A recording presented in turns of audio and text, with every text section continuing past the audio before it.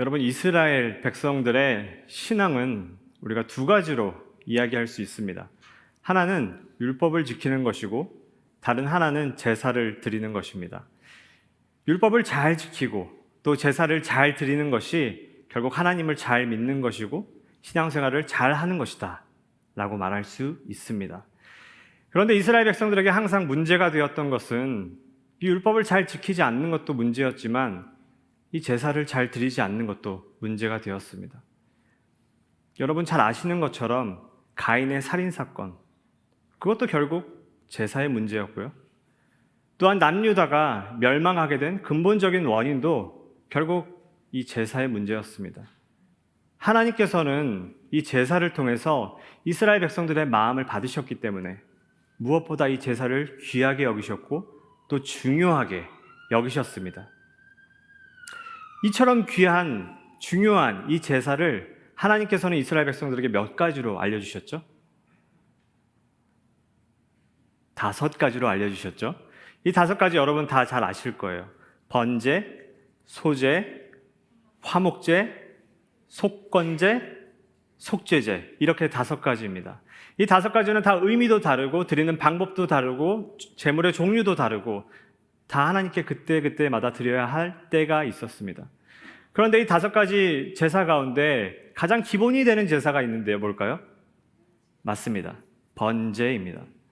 번제는 태울 번자를 써서 하나님께 태워서 드리는 제사입니다. 이 번제를 드리는 과정은 다음과 같습니다. 먼저 제사를 드리는 사람이 숫송아지, 흠없는 숫송아지 한 마리를 끌고 옵니다. 그리고 이 송아지 머리에 안수를 하죠. 그 다음에 이 숫송아지를 잡습니다. 그리고 가죽을 벗기고 각을 뜨고 내장과 정강이를 깨끗하게 씻어서 제단 위에 올려놓습니다. 여기까지가 여러분 제사를 드리는 사람이 하는 겁니다. 우리가 보통 제사장이 다 한다라고 생각을 하는데 제사를 드리는 사람이 여기까지를 하고요. 그 다음에 제사장이 하는 것은 그 숫송아지를 잡을 때 받았던 피를 그 제단 사방에 뿌리고 또 제단 위에 올려놓은 그 제물을 하나님께 태워드리는 일, 이것을 제사장이 하게 됩니다. 그런데 여러분, 이 번제가 가지고 있는 굉장히 특별한 특징이 하나 있습니다. 그것은 뭐냐면은 이 번제는 1%도 남기지 않고 다 어떻게 해야 돼요? 맞습니다. 1%도 남기지 않고 다 하나님께 태워드려야 됩니다. 소제, 화목제, 속건제, 속죄제, 이것들은 다 살펴보면요, 일부를 제사장의 몫으로 남겨두어서 제사장이 거룩한 곳에서 먹게 하거나 아니면은 화목제 같은 경우는 그 제물을 드리고 난 다음에 이 제사를 드린 사람이 주변 사람들과 나눠 먹을 수 있는 그러한 규정도 있었습니다. 하지만 번제만큼은 전혀 그런 게 용납되지 않고 오직 하나님 앞에 다 태워드려야 되는, 그래서 하나님이 다 그것을 흠양하실 수 있도록 하는, 그래서 온전히 제만 남기는 그러한 제사가 바로 이 번제입니다. 그래서 여러분이 번제가 의미하는 바는 뭘까요? 하나님을 향한 온전한 헌신. 이 번제가 가지고 있는 것이 그러한 의미입니다. 오직 하나님만을 위한, 하나님을 향한 온전한 헌신의 의미가 이 번제에 담겨 있다는 것입니다. 그런데 오늘 솔로몬이 무슨 번제를 드렸다고요? 1,000번제. 여러분, 우리가 너무 익숙하지만 1,000번제, 정말 어마무시한 그러한 단어입니다. 1,000번제. 어떤 사람은 이 1,000번제가 1,000번의 번제다라고 이야기하는 사람들도 있고, 성경의 다른 부분을 보면 1,000마리의 제물을 올려드렸다 이렇게 나와 있습니다. 1,000번의 번제를 드렸건 아니면 1,000마리의 제물을 드렸건, 여러분 이것은 분명한 한 가지 사실이 있는데 뭐냐? 아무나 드릴 수 있는 제사가 아니다라는 거죠. 먼저 여러분, 이 제사를 1,000번 드렸다고 한번 생각을 해볼까요? 이 번제는 아침과 저녁, 조석간에 드린 제사입니다. 그렇기 때문에 우리가 1,000번 드렸다라고 한다면은 며칠을 드렸을까요? 맞습니다. 500일을 드리는 제사이죠. 그런데 제가 아까 말씀드렸듯이 제사자가 하는 일이 굉장히 많잖아요. 그렇게 각을 뜨고 뭐 하는 그런 일만 해도 한 2시간은 넘게 걸릴 겁니다. 그런데 이 번제는 제물이 다 탈 때까지 거기에서 기다려야 돼요. 그런데 송아지 한 마리가 다 타려면 여러분 얼마나 걸릴까요? 한 몇 시간 정도 걸릴 거라고 생각하세요? 제가 검색해 보니까 한 4시간? 짧게 잡으면 한 4시간 정도 걸린다라고 하더라고요. 그러면은 아침, 저녁 6시간씩 12시간. 12시간을 며칠? 500일. 혹시 여러분 이 자리에 나 하루에 12시간씩 500일 동안 제사 드릴 수 있다 한번 손 들어 보시겠어요? 손 안 들어주셔서 너무 감사합니다. 네, 혹시라도 드시는 분 계실까 봐 조금 조마조마했는데 만약 드시는 분 계셨으면 저도 들고 있었다라고 얘기하려고 그랬어요. 네. 그런데 그렇게 어려운 제사인 것이죠. 정말 아무나 드릴 수 없는 제사입니다. 그렇다면 우리가 다른 방법으로 생각을 해서 1,000마리의 제물을 드렸다라고 생각을 해봅시다. 그런데 여러분 그 기브온 산당 성경 읽어보시면 기브온 산당이 큼이라라고 강조하고 있는데 그렇다고 해서 제가 보기엔 1,000마리를 한꺼번에 올려놓을 공간은 없었을 것 같아요. 많이 양보해서 한 100마리? 100마리를 한 번에 드렸다고 생각해 보겠습니다. 그러면 며칠을 드려야 되죠? 네, 10일을 드려야 되죠. 그러면 여러분 뭐 일주일 안에 드리는 제사 10번?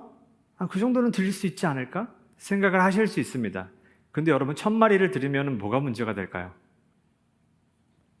그 가격입니다. 여러분 송아지 한 마리 얼마 하는지 아세요? 송아지 한 마리에 제가 검색을 해보니까 송아지 한 마리에 한 500만 원 정도 한다고 하더라고요. 왜냐면 여기 본문에는 흠이 없는 송아지이기 때문에 흠이 없는 송아지 한 마리는 500만 원. 우리 미국에서도 한번 검색을 해보니까 한 좋은 송아지는 한 5,000불 정도 하더라고요. 그러면 여러분 송아지 한 마리 500만 원이니까 1,000마리면 얼마일까요?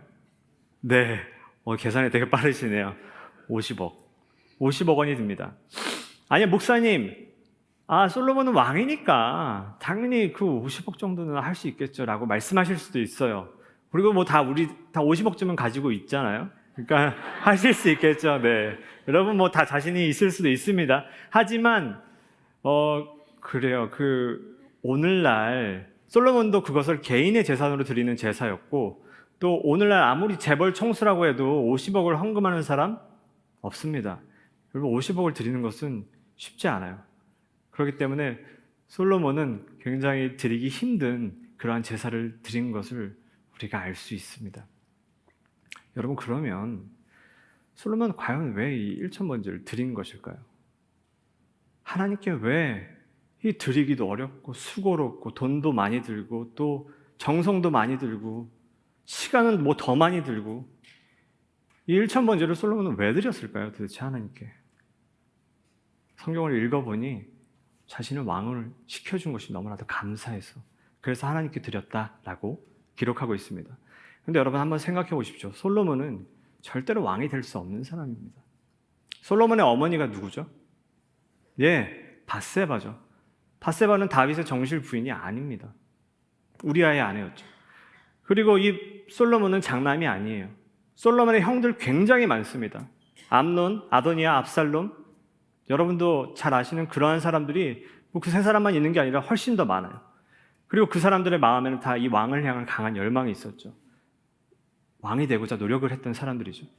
그런데 그런 수많은 사람들이 그렇게 앞에 진을 치고 있는데 하나님께서 그들을 다 뒤로 하시고 솔로몬을 택하셔서 그에게 기름을 부으시고 그를 들어 올리셔서 이스라엘의 왕으로 세우셨다. 솔로몬은 어렸을 때부터 자기가 왕이 된다는 상상조차 하지 않았을 거예요. 꿈도 꾸지 않았을 겁니다. 하지만 하나님께서 나를 택하여 주시고 나에게 기름 부으셨다는 그 한 가지 사실, 생각하면 생각할수록 너무나도 하나님께 감사하니까 내가 어떻게 그러면 이 감사의 마음을 표현하지? 어떻게 해야 하지? 번제를 드리는데 나 1,000번제를 드려야겠다 라고 하나님께 이렇게 나아가게 된 것이죠. 그래서 솔로몬은 그렇게 드리기 힘든 1,000번제를 하나님 앞에 올려드린 겁니다. 그런데 정말 중요한 것은 이 솔로몬의 1,000번제도 중요하지만 솔로몬이 1,000번제를 다 드린 그날 밤에 하나님께서 어떻게 하셨어요? 솔로몬의 꿈에 나타나셨다라는 사실입니다. 하나님께서 솔로몬의 꿈에 나타나신 다음에 솔로몬에게 말씀하시죠. 솔로몬아, 너가 무엇을 원하느냐? 내가 너가 원하는 것은 무엇이든지 다 들어주겠다. 하나님의 마음에 감동이 있으신 거죠. 그랬더니 솔로몬이 여러분 하나님께 무엇을 구합니까? 지혜를 구하는 것을 우리는 다 잘 알 수 있습니다. 그런데 이 지혜를 구하니까 하나님께서 놀라신 거예요. 굉장히 의아하신 겁니다. 아니, 너는 장수를 구하지도 않고 너는 부를 구하지도 않고 원수의 생명을 구하지도 않는구나. 이건 뭡니까?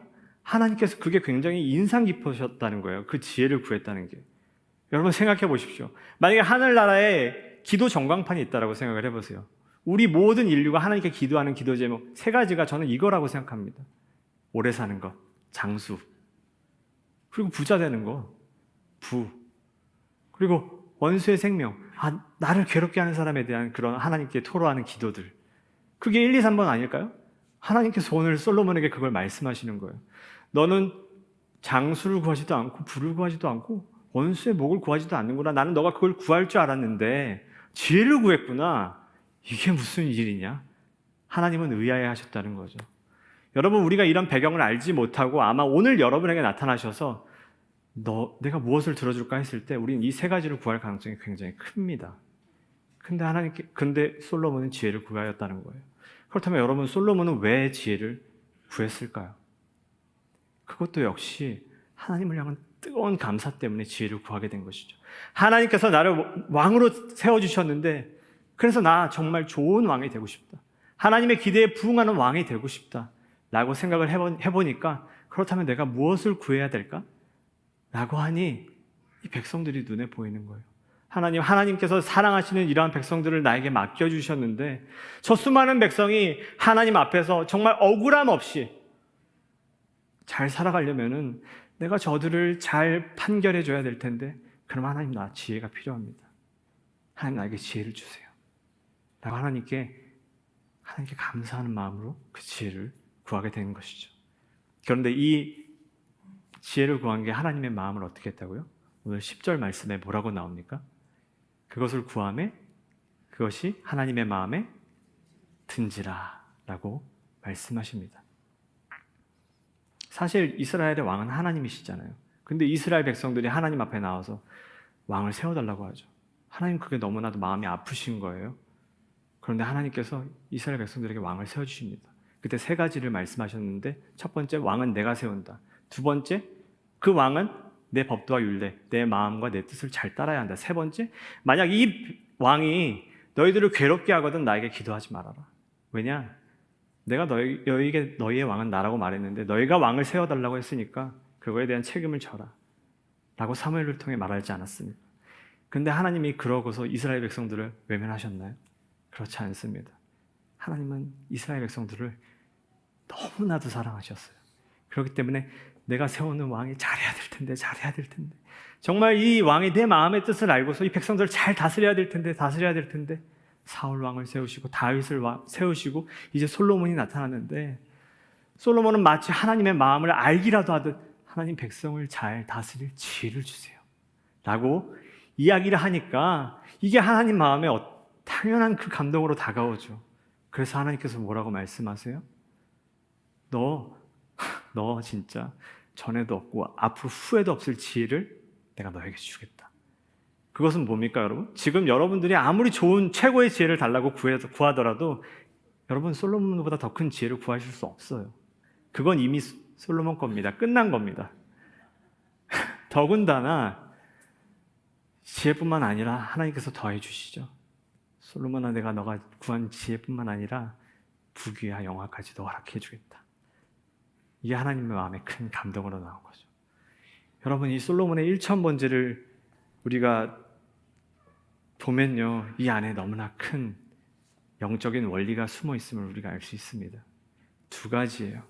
여기서 이 솔로몬의 1,000번제를 통해서 얻을 수 있는 지혜, 그 영적인 원리는 두 가지입니다. 첫 번째, 하나님은 우리가 하나님께 드리면은 그것을 하나님 받으시면 반드시 다른 것으로 돌려주신다라는 영적인 원리입니다.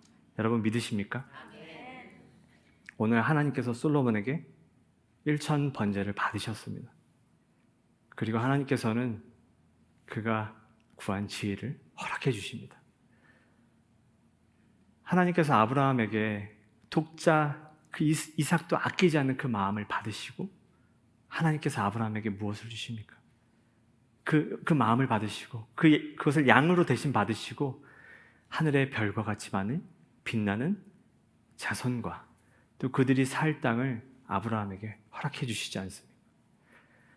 한나가 성전에 나아가서 하나님께 눈물 뿌려서 기도하는 그 기도를 하나님 받으시고 하나님 이 한나에게 무엇을 주십니까? 사무엘을 허락해 주시지 않습니까?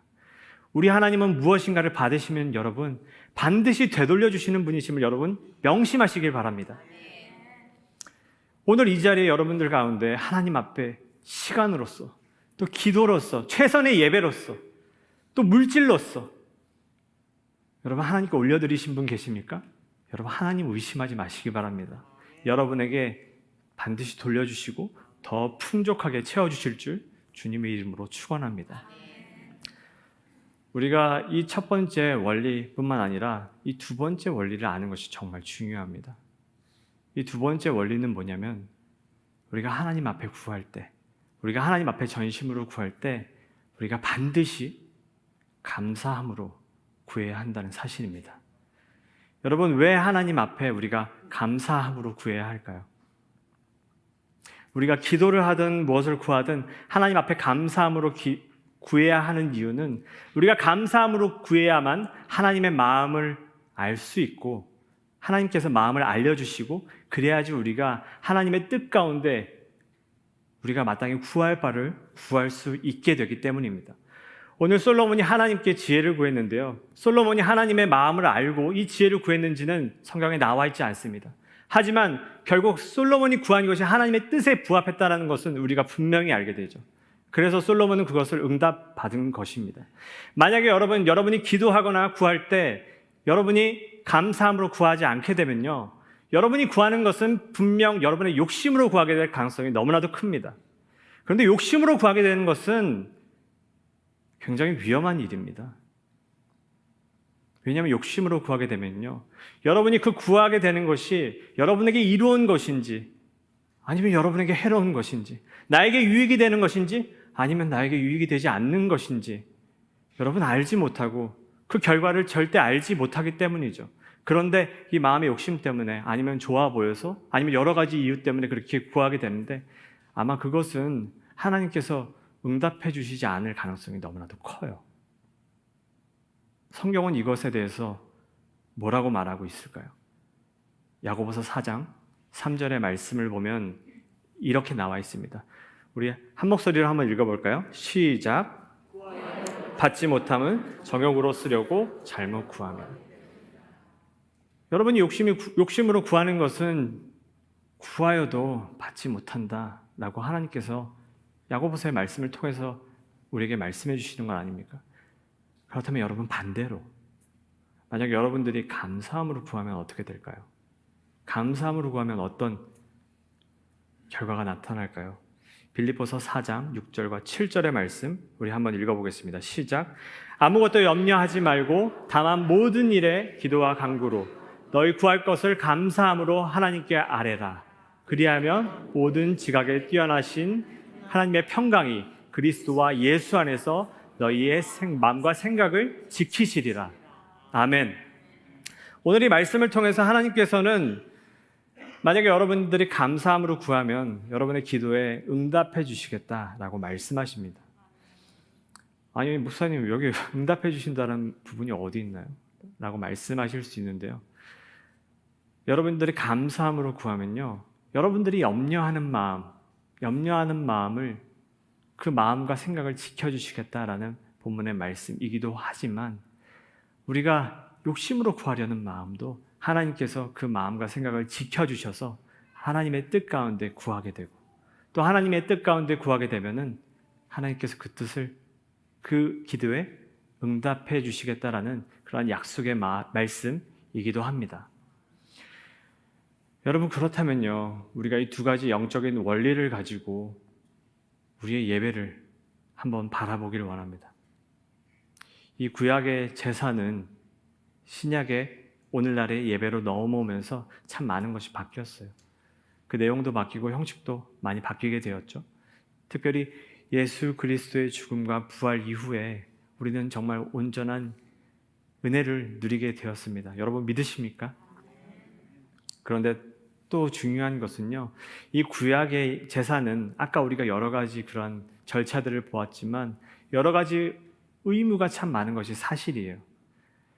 근데 신약에 오늘 우리가 드리는 이 예배도 여러 가지 의무가 있는 것은 맞습니다. 우리가 예배를 참석하고 예배를 하나님께 드려야 되죠. 잘.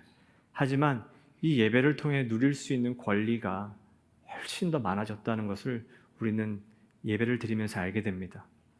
예배를 통해 누리게 되는 예수 그리스도의 그 복음의 은혜, 또 우리가 매주 말씀을 듣게 되면서 느끼는 하나님의 음성, 또 우리가 찬양을 통해 알게 되는 우리의 마음이 열리는 그런 은혜, 또 주님 앞에 기도로 나아갈 때 나의 육신이 회복이 되고 나의 영적인 문제도 회복되는 그런 은혜를 누리게 되고요. 이렇게 기도를 통해서 주님 앞에 나아가다 보면은 다른 사람을 향한 미움, 또 그를 향한 그러한 마음들이 해결이 되고 또 용서와 화해의 마음이 우리 가운데 생기는 그러한 권리를 우리는 누리게 됩니다. 이러한 모든 것들이 우리가 하나님 앞에 예배드리면서 우리가 누릴 수 있는 것이죠. 그렇기 때문에 우리는 더욱더 이 예배에 빠지면 안 되고 예배를 더욱더 우리가 간절하게 하나님 앞에 드려야 하는 것이죠. 그런데 여러분, 이렇게 좋은 예배, 이렇게 은혜로운 예배를 우리가 어떻게 드릴 때 누릴 수 있을까요? 모모한 마음으로 나아감으로, 감사한 마음으로 나아감으로 이 은혜를 누릴 수 있게 되는 것입니다. 그렇다면 여러분, 감사한 마음은 뭘까요? 우리가 감사한 마음으로 예배를 드린다? 그것은 무엇을 의미할까요? 사도 바울은 그 여행하는 중에, 전도 여행을 하는 중에 아주 인상 깊은 경험을 하게 됩니다. 자기를 시기하고 자기를 배척하는 사람들을 참 많이 만났는데 어떤 한 공동체를 만나고, 와, 이 사람들은 너무 다르다. 어떻게 이렇게 말씀을 듣는 태도와 자세가 이렇게 대단할까? 근데 그 공동체 이름이 바로 베레아 사람들이에요. 베레아 사람들인데 사도행전 17장 11절에 보면은 이 베레아 사람들을 향해서 오늘 사도 바울이 이렇게 설명하고 있습니다. 우리 함께 읽겠습니다. 베레아에 있는 사람들은 데살로니가에 있는 사람들보다 더 너그러워서 간절한 마음으로 말씀을 받고 이것이 그러한가 하여 날마다 성경을 상고함으로. 여러분, 이 내용을 요약하면 세 가지입니다. 첫 번째는 편견 없이 하나님의 말씀을 들었습니다. 두 번째는 간절한 마음으로 하나님의 말씀을 받았습니다. 세 번째는 그 받은 말씀을 내 마음에 두고 날마다 묵상하였다라는 것입니다. 여러분, 이것이 바로 베레아 사람들이 보인 그 말씀을 향한 태도입니다. 그런데 여러분, 이 베레아 사람들이 이 태도와 자세를 가질 수 있었던 것은요, 감사한 마음이 없이는 결코 불가능한 일일 것입니다. 감사한 마음이 있었기 때문에 그 말씀을 편견 없이 열린 마음으로 들을 수 있었고요. 감사한 마음이 있었기 때문에 하나님의 말씀을 간절하게 받을 수 있었고, 감사한 마음이 있었기 때문에 그 말씀을 마음에 놓고 묵상할 수 있었던 것이 아니겠습니까? 예배를 드리는 우리의 마음과 태도도 이 말씀을 받는 모습과 똑같습니다. 우리가 예배를 드릴 때 편견 없이 열린 마음으로 드려야 합니다. 우리가 예배를 드릴 때 기도를 하건 헌금을 하건 찬양을 하건 하나님 앞에 간절한 마음으로 드려야 합니다. 우리가 예배를 드릴 때 하나님께서 그 예배를 통하여 주신 그 말씀, 그것을 내 마음에 두고 한 주간 그 말씀을 살아낼 수 있도록 우리가 그렇게 마음으로 매일매일 묵상하면서 나아가야 하는 것이죠. 이 모든 것이 감사한 마음이 있을 때, 감사한 마음으로 예배를 드릴 때 가능한 것입니다. 어떤 한인교회에서 있었던 이야기입니다. 어떤 목사님이 이제 목회를 열심히 하시는데 이분이 오랫동안 기도하면서 준비한 것이 있습니다. 그것이 뭐냐면은 40일 새벽 기도입니다. 40일 새벽 기도를 드려야겠다. 그래서 다시 한번 우리가 영적으로 깨어나야겠다 생각을 하고 40일 새벽 기도를 이제 시작하려고 하는데 막상 마음에 덜컥 겁이 나는 거예요. 왜냐하면은 많이 안 올 것 같으셔서, 많이 안 올 것 같으셔서 그런 겁이 나는 겁니다. 혹시 나 혼자 오면 어떡하지? 아무도 안 나오면 어떡하지? 이 마음이 생긴 거예요. 사실 그렇지 않습니까? 이 미주 지역에서는 맞벌이 하시는 부부들도 너무나도 많고, 또 밤늦게까지 일하시는 분들도 너무 많고, 또 저도 미국 와서 깜짝 놀랐는데요, 거리가 굉장히 멀지 않습니까? 우리가 1시간 거리는 되게 가깝다라고 이야기를 하시더라고요. 저는 무슨 얘기인가 했는데 요즘 아주 몸소 체험하고 있습니다. 이렇게 먼 거리도 많이 사시니까 목사님 입장에서는 아마 많이 안 나오실 수도 있겠다, 약간 그런 생각이 드셨나 봐요. 그런데 막상 이제 새벽 예배를 시작했는데 성도님들이 꽤 많이 나오시는 겁니다. 그리고 20일, 30일 지났는데도 계속 막 40일을 다 나오실 것 같은 그런 성도님들이 많이 계신 거예요. 너무나도 마음이 좋으셨겠죠? 아마 기쁘셨을 겁니다. 그런데 그 20일, 30일을 지나면서 또 마음에 걱정이 하나 생긴 거예요. 그건 뭐냐면은 어떤 한 성도님 가정을 봤는데, 그 성도님 가정은 이 새벽 예배 나오시려면 2시간 넘게 운전을 하셔야 되는 겁니다. 거리로 따지면 서울에서 대전 정도 매일매일 오셔야 하는 거예요. 그래서 감사한 마음이 들었지만 또 마음 한편으로는 너무 미안한 마음이 드신 거예요. 그리고 40일 새벽 기도를 마치고 이제 시상하는 자리에서 그 성도님 부부에게 이렇게 말했습니다. 성도님, 40일 동안 너무 거리가 멀어서 고생 많으셨죠? 너무 힘드셨죠? 이렇게 말씀을 드리니까 그 성도님 부부가 이렇게 말합니다. 목사님, 아닙니다. 저희는 한 번도 교회가 멀다고 생각해 본 적이 없습니다. 저희 집이 멀더라고요. 저희는 교회를 사랑하거든요. 라고 그렇게 말씀하셨습니다. 여러분, 예배를 향한 간절한 마음이 있으면요, 그 먼 거리도 기쁨으로 달려올 수 있는 겁니다. 예배를 향한 간절한 마음이 있으면요, 그 예배는 마치 한 사막 가운데 내가 발견한 오아시스와 같이 간절함이 있는 겁니다. 그것이 바로 오늘 솔로몬이 하나님 앞에 드린 1,000번제가 아니겠습니까? 근데 여러분, 우리는 가끔 예배를 드리다 보면은 예배가 지루해질 때가 있습니다. 설교가 지루하다라고 느끼실 수도 있죠. 물론 여러분, 예배가 길어서 그럴 수 있습니다. 또 설교가 길어서 그럴 수 있습니다. 그런데 우리는 꼭 생각해 봐야 돼요. 그때 내 마음에 감사가 없나?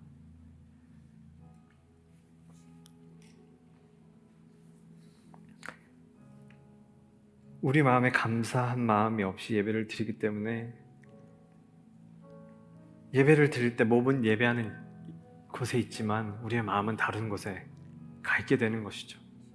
지금 이 자리에도 우리의 몸은 여기에 있지만 우리의 마음이 다른 데 가 있을 수 있습니다.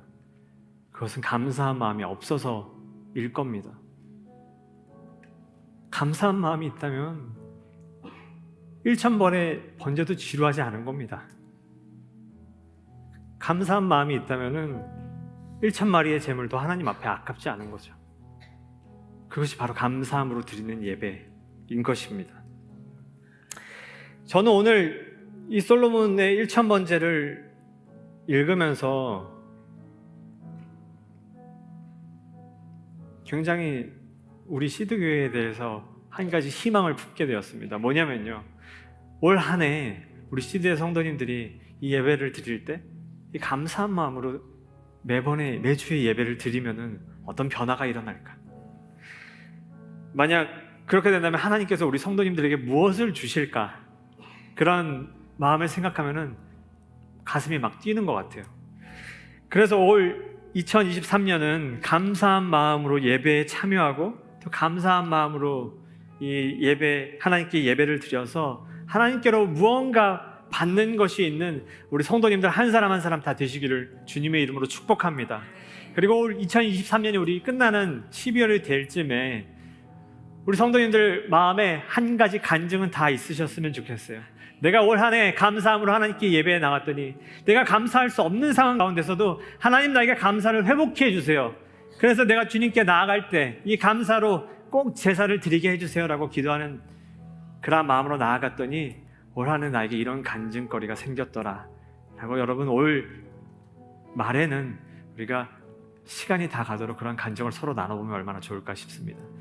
그러한 은혜가 오늘 이 자리에 계신 그리고 온라인에 계신 우리 시대 모든 성도님들에게 충만하게 이루어질 줄 주님의 이름으로 축복합니다.